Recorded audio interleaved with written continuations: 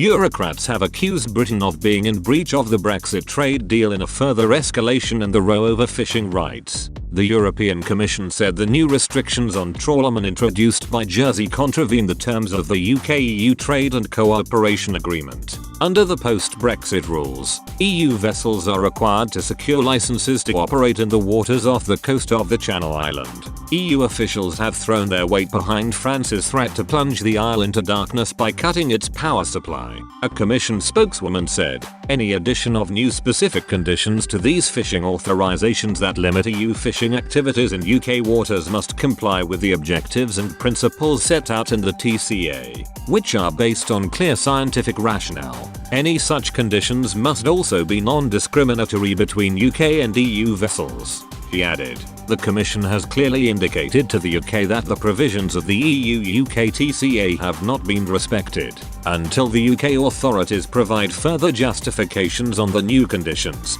These new conditions should not apply. The Commission remains in close contact with France and the UK on the matter. It comes after dozens of French boats and 2 Royal Navy patrol ships arrived at Jersey's main port this morning. HMS Seven and HMS Tamer were deployed to keep watch over around 60 vessels carrying unruly French fishermen threatening to blockade the port. Jersey has been asked to give licenses to 41 French vessels to fish off the isle's coastline, but its government has claimed 17 had been unable to prove they had historical links to the fishing grounds as required under the Brexit deal. It has also placed restrictions on how long some of the boats could fish in Jersey waters as well as the type of equipment they could use. This has provoked a furious response from fishermen from Normand and Breton.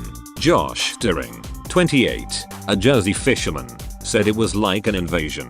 He added, the French being the French, they don't mess around. They can blockade their own harbors. They wouldn't think twice about coming and doing it to us. There were probably about 60 boats. There were a few handheld flares and smoke flares going off and apparently a few maybe bangers and stuff going off from the French. It was quite a sight. It was impressive. I looked from the shore this morning and it was just like a sea of red lights and flares already going off at sea. It was like an invasion.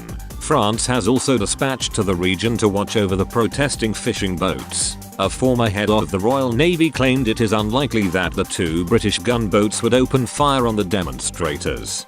Baron Westhoff Spithead said Marines may instead board vessels, arrest those involved and impound the boats. He told Times Radio, that is normally the thing that makes fishermen be very careful. It is extremely expensive and a catastrophic thing.